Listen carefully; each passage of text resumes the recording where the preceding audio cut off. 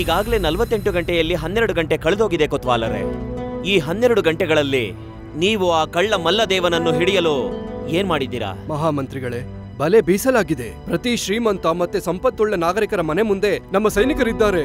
ಈ ಸಲ ಕಳ್ಳ ಬಂದರೆ ಖಂಡಿತವಾಗಿ ಸೆರೆ ಹಿಡಿ. ಬಹಳ ಚೆನ್ನಾಗಿದೆ, ಬಹಳ ಚೆನ್ನಾಗಿದೆ. ಹಾಗಾದ್ರೆ ಕಳ್ಳ ಎಷ್ಟು ಚತುರ ಅಂದ್ರೆ ಅವನು ಅರಮನೆಯಲ್ಲೂ ಸಹ ಬಚ್ಚಿಟ್ಟುಕೊಂಡು ರಾಣಿ ತಿರುಮಲಾಂಬ ದೇವಿಯ ಒಡವೆಯನ್ನು ಸಹ ಕದಿಬಹುದು. ನಿಮ್ಮ ಉಸ್ತುವಾರಿಯಲ್ಲಿ ನಗರದಲ್ಲಿ ನಿಮ್ಮ ಸೈನ್ಯವನ್ನ ನೋಡಿದ ಮೇಲೂ ಕೂಡ ಕಳ್ಳತನವನ್ನ ಮಾಡುವುದಕ್ಕೆ ಹಿಂದು ಮುಂದೆ ನೋಡ್ತಾನೆಯೇ? ರಾಜಪುರೋಹಿತರೆ, ಬಾಯಿ ಮುಚ್ಚಿ ನೀವು.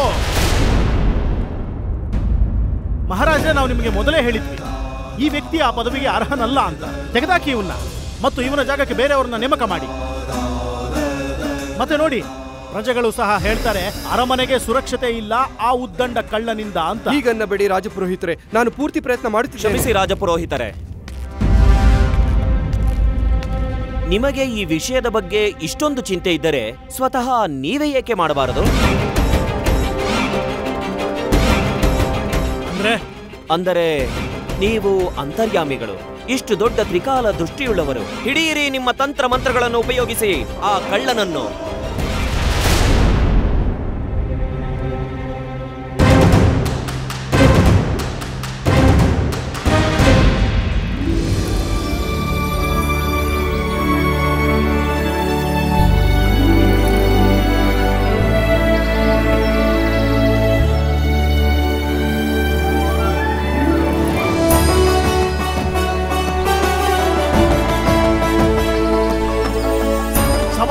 ನಾನು ನಿನಗೆ ಮಾಡಲಿನ ದುಸ್ಸಾಹಸ. ವಿಜಯನಗರಕ್ಕೆ ಬಾ, ನೋಡೋಣ. ಬಂದೇ ಬಿಟ್ಟ ವಿಜಯನಗರಕ್ಕೆ ತೆನಾಲಿರಾಮ.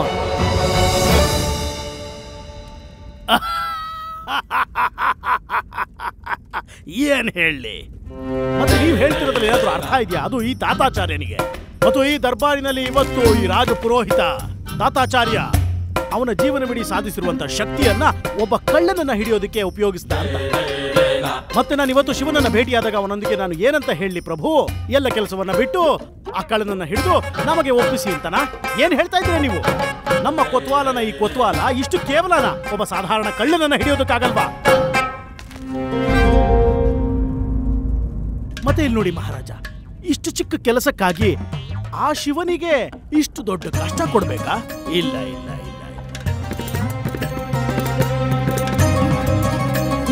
ಆಚಾರ್ಯರೇ, ಮಹಾರಾಜರು 44 ಗಂಟೆ ಸಮಯ ಕೊಟ್ಟಿದ್ದಾರೆ. ನನಗೆ ಅಷ್ಟು ಸಮಯವನ್ನಾದರೂ ನೀಡಿರಿ, ನನ್ನ ಯೋಗ್ಯತೆಯನ್ನು ಸಾಬೀತುಪಡಿಸಕ್ಕೆ. ಆಚಾರ್ಯರೇ,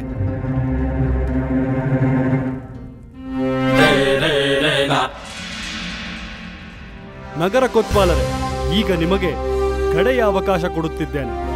ಈಗ ನೀವೇ ನಿರ್ಧರಿಸಿ ಏನು ಮಾಡುತ್ತೀರೆಂದು. ನಿಮಗೆ ನಾವು ಕೊಟ್ಟಿರುವ ಸಮಯ ಮುಗಿಯುವಷ್ಟರಲ್ಲಿ ನಮಗೆ ನೀವು ಆ ಕಳ್ಳನನ್ನು ನಮ್ಮ ಮುಂದೆ ಪ್ರಸ್ತುತಪಡಿಸಬೇಕು. ಮಹಾರಾಜರೇ, ತಾವು ಹೊರಡಬಹುದು.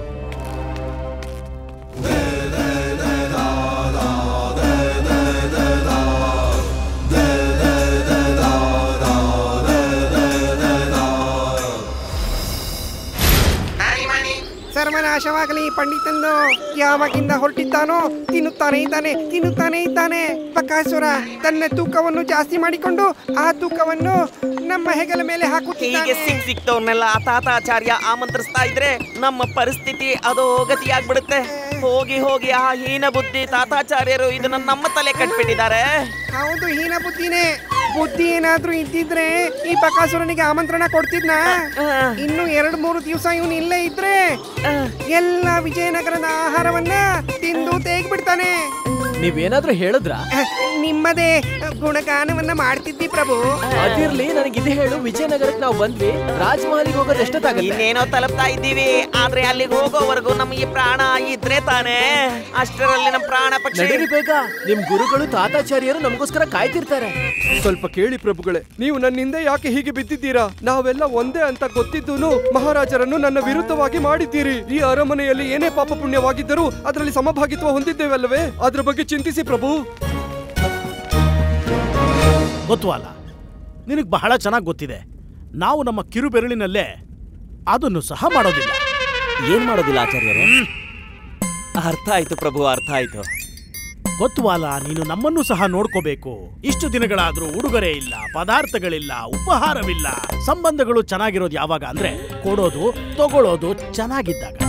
ನೀನ್ ಯಾರು, ನಾನ್ ಯಾರು, ಸರ್ವವು ನಶ್ವರ. ಏನ್ ತಗೊಂಡು ಹೋಗ್ತೀವಿ ಇಲ್ಲಿಂದ? ಏನನ್ನೂ ತಗೊಂಡು ಬರ್ದೇ ಇರ್ಬೇಕಾದ್ರೆ. ತಪ್ಪಾಗೋಯ್ತು ಆಚಾರ್ಯರೇ, ತಪ್ಪಾಯ್ತು, ಕ್ಷಮಿಸಿ ಬಿಡಿ. ನಾನು ಪ್ರಮಾಣ ಮಾಡುತ್ತೇನೆ, ನೀವು ಮನೆಗೆ ಹೋಗುವ ಮುಂಚೆ ನಿಮ್ಮ ಉಡುಗೊರೆ ಪದಾರ್ಥಗಳು ಉಪಹಾರಗಳು ಎಲ್ಲ ಮನೆ ತಲುಪುತ್ತವೆ. ಈಗ ನಿಮ್ಮ ಕೋಪವನ್ನು ತ್ಯಜಿಸಿ ಆಚಾರ್ಯರೇ, ನನಗೆ ಸಹಾಯವನ್ನು ಮಾಡಿ ಆ ಕಳ್ಳನನ್ನು ಹಿಡಿಯುವುದಕ್ಕೆ, ಇಲ್ಲ ನನ್ನ ಪದವಿ ಹೋಗುತ್ತದೆ. ನಿನ್ನ ತಪ್ಪಿನ ಅರಿವು ಈಗ ನಿನಗಾಗಿದೆ ಅಂದಮೇಲೆ ಈ ತಾತಾಚಾರ್ಯ ನಿನ್ ಜೊತೆನೇ ಇರ್ತಾನೆ. ಈ ತಾತಾಚಾರ್ಯ ನಿನ್ನೊಂದಿಗಿದ್ದಾನೆ ಅಂದಮೇಲೆ ನಿನಗೆ ಯಾವ ಭಯ? ಆಚಾರ್ಯರೇ, ನಿಶ್ಚಿಂತೆಯಿಂದ ಇರು, ನಾನೆಲ್ಲವನ್ನ ನಿಭಾಯಿಸ್ತೀನಿ.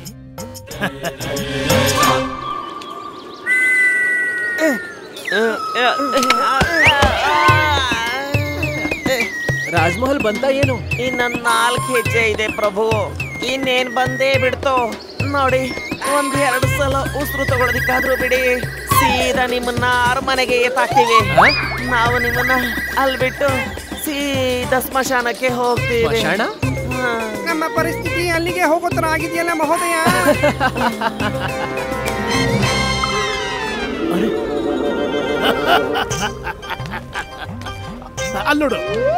ಅಲ್ಲೋಡ್ದ್ಯಾ ನನ್ನ ಪ್ರತಾಪ, ನೋಡ್ದ್ಯಾ ನನ್ನ ಸಾಮರ್ಥ್ಯ? ನಮಗೆ ಎಂತ ಮಹಾಭಕ್ತರಿದ್ದಾರೆ. ಅವರ ಪಲ್ಲಕ್ಕಿಯನ್ನು ಸಹ ನಮ್ಮ ಪಲ್ಲಕ್ಕಿಯಂತೆಯೇ ತಯಾರಿಸಿದ್ದಾರೆ. ಅಲ್ಲೋಡು ಆ ಪಲ್ಲಕ್ಕಿ, ಅದು ನಮ್ಮ ಪಲ್ಲಕ್ಕಿಯಂತೆ ಇಲ್ಲವೇ? ಅದೇ ಒಂದು ಆಕಾರ, ಅದೇ ರೂಪ, ಅದೇ ಬಣ್ಣಗಳು. ಮತ್ತೆ ಇದೇನು, ಜನರು ಸೇವಕರನ್ನ ಸಹ ನಮ್ಮ ಸೇವಕರಂತೆ ಇಟ್ಕೊಂಡಿದ್ದಾರೆ ನೋಡು. ಅಲ್ಲೋಡು, ನೋಡೋದಕ್ಕೆ ದನಿ ಮನಿ ತರಾನೇ ಇದ್ದಾರೆ. ದನಿ ಮನಿ ತರಾನೇ. ಗೊತ್ತವಲ್ಲ, ಅವರಿಬ್ರು ನನ್ನ ಕಣ್ಣಿಗೆ ಯಾಕೋ ದನಿ ಮನಿ ತರ ಕಾಣಿಸ್ತಿದಾರಲ್ಲ. ಇವ್ರು ದನಿ ಮನಿನೇನಾ? ಅರೆ ಅದು ಅವರೇ ಆಚಾರ್ಯರೇ.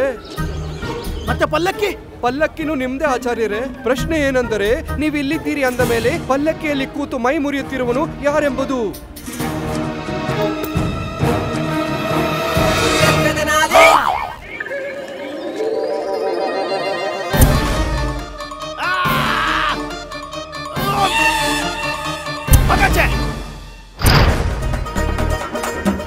ಇವನು ಅದೇ ಉತ್ತಂಡ ಪಂಡಿತ.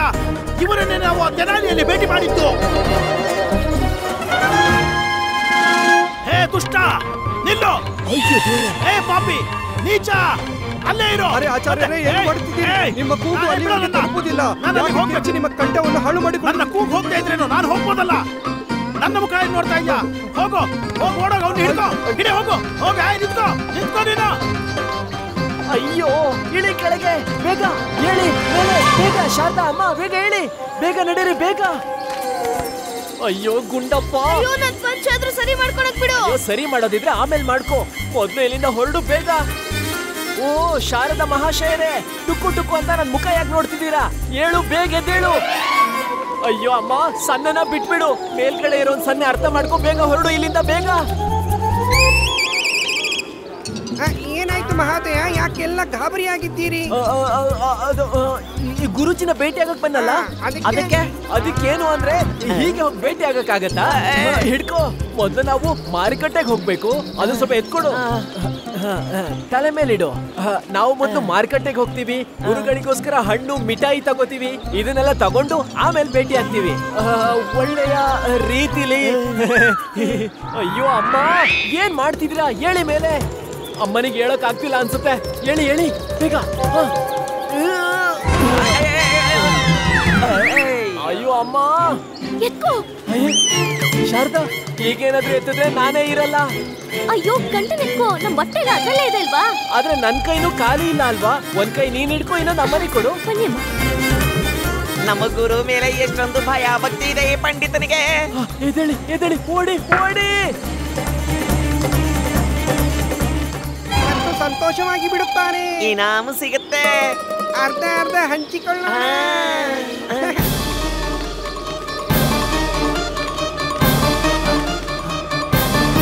ಎಲ್ಲೋದ ಪಂಡಿತ? ಇಲ್ಲೇ ಇದ್ದಾನೆ ಪ್ರಭು. ಎಲ್ಲೇ ಎಲ್ಲೇ? ನಿಮ್ಮ ಮುಂದೆ ನಿಂತಿದ್ದಾನಲ್ಲ. ಎಲ್ಲೇ? ಇಲ್ಲೇ ಇದ್ದಾನಲ್ಲ ಗುರುಗಳೇ, ಅದಿದೆ. ನಾನು ಆ ಅಹಂಕಾರಿ ಪಂಡಿತರ ಬಗ್ಗೆ ಹೇಳ್ತಿದ್ದೀನಿ. ಇಲ್ಲಿಂದ ಓಡೋದ್ನಲ್ಲ ಅವನು. ಅವನು ನಿಮಗೋಸ್ಕರ ಉಡುಗೊರೆಯನ್ನು ತರಕ್ಕೆ ಹೋಗಿದ್ದಾನೆ.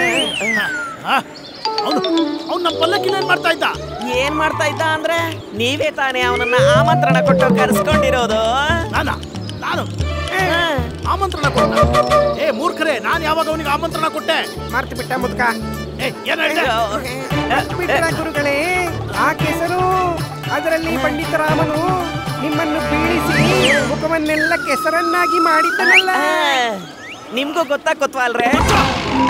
ಮೂರ್ಖರೇ, ಬಾಯಿ ಮುಚ್ಚು ನೀವಿಬ್ರು. ತಟ್ಟರು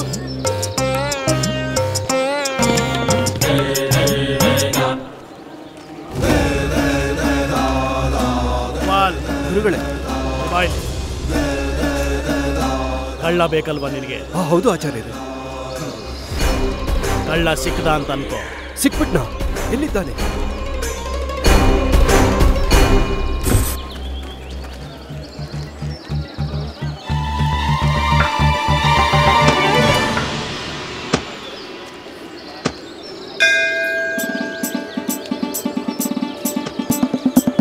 ನೀವು ಸ್ವಲ್ಪ ಹೊತ್ತು ಇಲ್ಲೇ ವಿಶ್ರಾಂತಿ ತಗೊಳ್ಳಿ, ನಾನು ಬರ್ತೀನಿ. ಅಮ್ಮ ಹೇಳ್ತಾರೆ. ನನಗೆ ಗೊತ್ತಿದೆ, ಇಷ್ಟು ನನಗೆ ಅರ್ಥ ಆಗುತ್ತೆ. ಅಮ್ಮ ಕೇಳ್ತಿದ್ದಾರೆ ನೀನ್ ಎಲ್ಲಿಗೆ ಹೋಗ್ತಿದ್ಯಾ ಅಂತ. ಅಮ್ಮ, ನಮ್ ರಾಜ ಶ್ರೀ ಕೃಷ್ಣದೇವರಾಯರನ್ನ ಭೇಟಿಯಾಗಕ್ಕೆ ಹೋಗ್ತಿದ್ದೀನಿ. ಒಂದ್ ವೇಳೆ ಅವ್ರು ಭೇಟಿ ಮಾಡಿದ್ರೆ ನಮ್ ಯಾತ್ರೆ ಸಫಲ ಆಗುತ್ತಲ್ವಾ? ನಡೀರಮ್ಮ, ನಾನು ತರ್ತೀನಿ. ನೀನ್ ಎಂತ ಗಂಡಸು ಗುಂಡಪ್ಪ, ಇಬ್ರು ಮಹಿಳೆಯರ ಗೊತ್ತಿಲ್ದಿರೋ ಜಾಗದಲ್ಲಿ ಈ ತರ ಬಿಟ್ಟು ಹೋಗಕ್ಕಾಗತ್ತಾ? ನಾನ್ ತಡ್ಸ ಅಲ್ವಾ? ಹೌದು. ಮತ್ತಿಲ್ಲ ನಿಂತ್ಕೋ. ಸರಿ, ಹಾಗಾದ್ರೆ ನಿಂತ್ಕೋತೀನಿ. ನೀನ್ ತರಾಮಾಗಿ ಹೋಗ್ಬಿಟ್ವಾ. ಈ ಗುಂಡಪ್ಪ ಇವ್ರ ಜೊತೆ ಇದ್ದಾನೆ, ನಾನು ಇವರ ತಕ್ಷಕ. ನನ್ನ ತಣ್ಸು, ನಾನು ಹೋಗ್ತೀನಿ. ಎತ್ಕೋ. ಏನ್ ಎತ್ಕೋ? ಕೈ ಎತ್ತಿ ಆಣೆ ಮಾಡು, ಎಲ್ಲೂ ಜಗಳ ಮಾಡ್ಕೊಳ್ದೇನೆ ಇಲ್ಲಿಗೆ ಬೇಗ ಬರ್ತೀಯ ಅಂತ. ನಾನ್ ಆಣೆ ಮಾಡ್ತೀನಿ, ನಾನು ಎಲ್ಲೂ ಜಗಳ ಆಡ್ದೆ ಆದಷ್ಟು ಬೇಗ ಬರ್ತೀನಿ. ಈಗ ಹೋಗ್ಲಾ?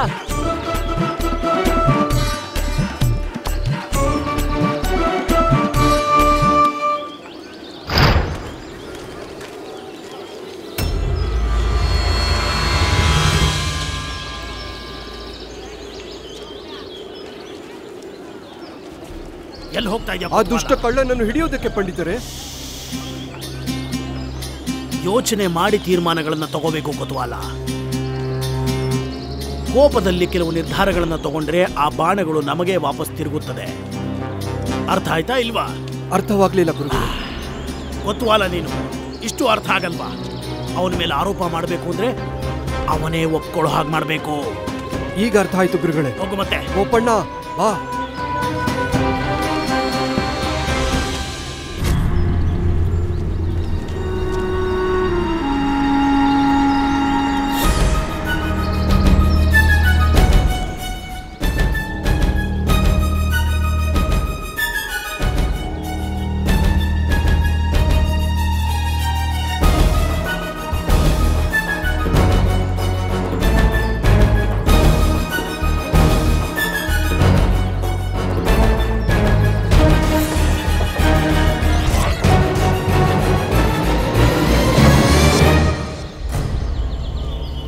ಅಯ್ಯೋ ಅಯ್ಯೋ, ನನ್ ಚಿನ್ನ, ಅಯ್ಯೋ ನನ್ ಚಿನ್ನ ಕಳ್ತನ ಆಗ್ಬಿಟ್ಟಿದೆ. ಅಯ್ಯೋ, ಯಾರಾದ್ರೂ ಹೋಗಿ ಕೊತ್ವಾಲ್ರಿಗೆ ಹೇಳಿ, ನನ್ ಚಿನ್ನ ಕಳುವಾಗ್ಬಿಟ್ಟಿದೆ.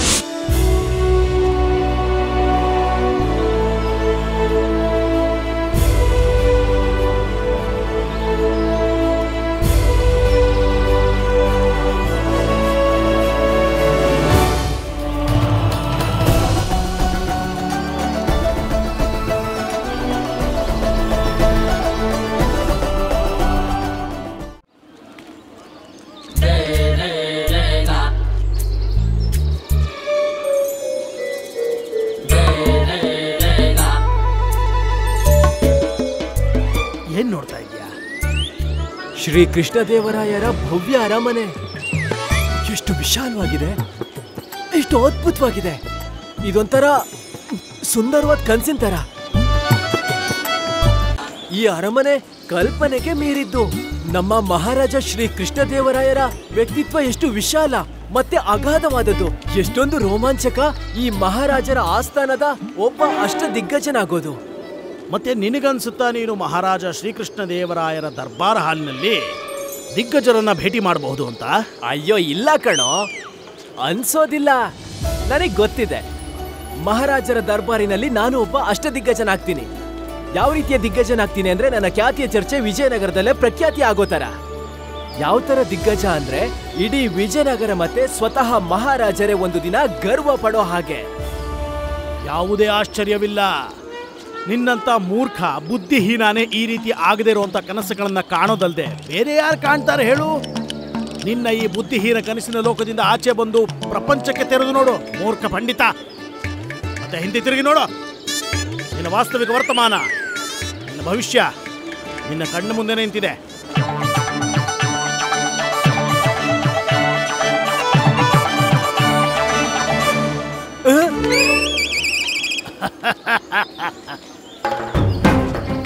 ನೀನಾಗ್ತೀಯಾ ಮಹಾರಾಜ ಶ್ರೀಕೃಷ್ಣ ದೇವರಾಯರ ಅರಮನೆಯಲ್ಲಿ ಸರ್ವಶ್ರೇಷ್ಠ, ಎಲ್ಲರಿಗಿಂತ ಮಹತ್ವಪೂರ್ಣ ದಿಗ್ಗಜನಾಗ್ತೀಯ ನೀನು ಮಹಾರಾಜ ಶ್ರೀಕೃಷ್ಣ ದೇವರಾಯರ ಅರಮನೆಗಲ್ಲ, ಅವರ ಚಪ್ಪಲಿಗಿಂತ ಕೀಳು ಮಟ್ಟದಲ್ಲಿದೆಯಾ? ಮತ್ತೆ ಎಲ್ಲದಕ್ಕಿಂತ ದೊಡ್ಡ ಪ್ರಶ್ನೆ ಇದು, ನೀನಿದನ್ನೆಲ್ಲ ಯಾವಾಗ ಮಾಡ್ತೀಯ? ನಿನ್ನ ಹತ್ರ ಅಷ್ಟು ಸಮಯ ಎಲ್ಲಿದೆ? ನಿನ್ನ ಹಿಂದಿನ ಕಾಲ, ವರ್ತಮಾನ ಮತ್ತು ಭವಿಷ್ಯ ಎಲ್ಲವೂ ಇಲ್ಲಿಗೆ ಸಮಾಪ್ತಿ.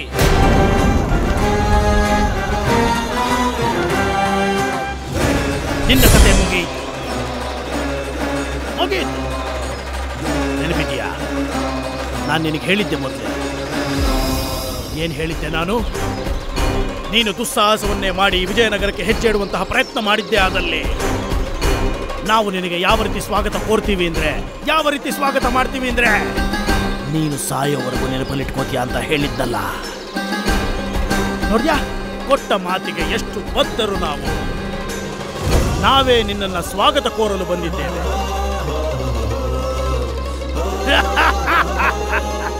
ಇವರು ಮಾಡಿರೋ ತಪ್ಪಿಗೆ ಇವನನ್ನ ಬಂಧಿಸಿ ಕೊತ್ವಾಲ.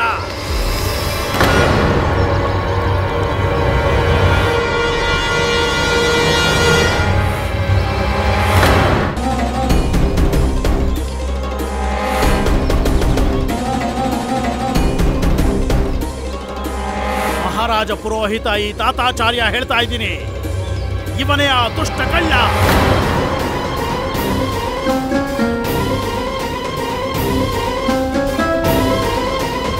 ಇವನನ್ನೇ ನಾವು ಹುಡುಕ್ತಾ ಇದ್ದೀವಿ.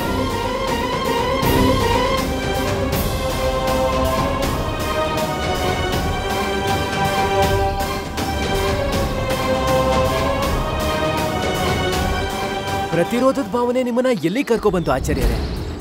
ನೀವು ಇಷ್ಟು ಕೆಳಗೆ ಇಳಿದ್ಬಿಟ್ರ ಆಚಾರ್ಯರೇ? ನನ್ನನ್ನು ಅಪರಾಧಿ ಮಾಡಬೇಕು ಅಂತ ಹೇಳಿ ನನ್ನ ಮೇಲೆ ಸುಳ್ಳು ಆರೋಪನ ಹೊರಿಸ್ತಾ ಇದ್ದೀರಾ. ನಿಮ್ಗಿಂತ ಚೆನ್ನಾಗಿ ಬೇರೆ ಯಾರು ತಿಳ್ಕೊತಾರೆ ಆಚಾರ್ಯರೇ? ನಾನು ಅಪರಾಧಿ ಅಲ್ಲ, ನಾನು ನಿರ್ದೋಷಿ. ಆ ಕಳ್ಳ ಯಾವತ್ತು ಅವನ ತಪ್ಪನ್ನು ಒಪ್ಪಿಕೊಂಡಿದ್ದಾನೆ ಹೇಳಿ? ಈಗಲೇ ಗೊತ್ತಾಗುತ್ತದೆ ನೀನು ಅಪರಾಧಿಯಾ ಇಲ್ಲ ನಿರಪರಾಧಿಯಾ ಅಂತ. ಇಲ್ಲಿ ನೋಡು, ನಿರಪರಾಧಿಯೇ. ಹಾಗಿದ್ದರೆ ಇದೇನು?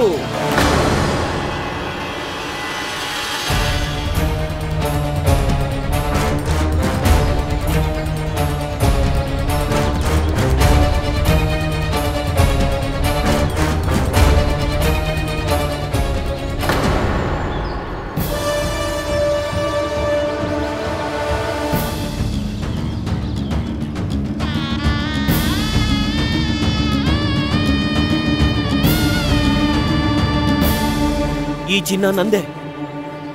ಸ್ವಲ್ಪ ಹೊತ್ತಿಗೆ ಮುಂಚೆ ಈ ಚಿನ್ನ ಕಳವಾಗ್ಬಿಟ್ಟಿತ್ತು. ಇದಂತೂ ಷಡ್ಯಂತ್ರ ಕೊತ್ವಾಲರೇ, ನನ್ನನ್ನ ಸಿಕ್ಕಾಕ್ಸ್ತಿದ್ದಾರೆ. ತುಂಬಾ ಧನ್ಯವಾದಗಳು, ತುಂಬಾ ಧನ್ಯವಾದಗಳು ರಾಜಪುರೋಹಿತರೇ. ಕೊನೆಗೂ ಈ ದುಷ್ಟ ಕಳ್ಳ ಕಾನೂನಿಗೆ ಸಿಕ್ಕಿ ಹಾಕಿಕೊಂಡೇ ಬಿಟ್ಟ. ಇವರೆಲ್ಲ ಸಾಕ್ಷಿ, ನಾವಿವನನ್ನು ಸಾಕ್ಷಿ ಸಮೇತ ಹಿಡ್ತಿದ್ದೇವೆ. ಹೌದು ಜನರೇ, ನಾವೆಲ್ಲ ಸಾಕ್ಷಿ ಇದ್ದೀವಿ. ಹೌದು ಹೌದು, ಖಂಡಿತ ಹೌದು, ಖಂಡಿತ ಇವನೇ ಕಳ್ತನ ಮಾಡಿರೋದು. ಇವನು ಶಿಕ್ಷೆ ಆಗಲೇಬೇಕು. ಇವನೇ ಕಳ್ತನ ಮಾಡಿರೋದು. ಇವನಿಗೆ ಶಿಕ್ಷೆ ಆಗಲೇಬೇಕು. ಶಿಕ್ಷೆ ಆಗಲೇಬೇಕು.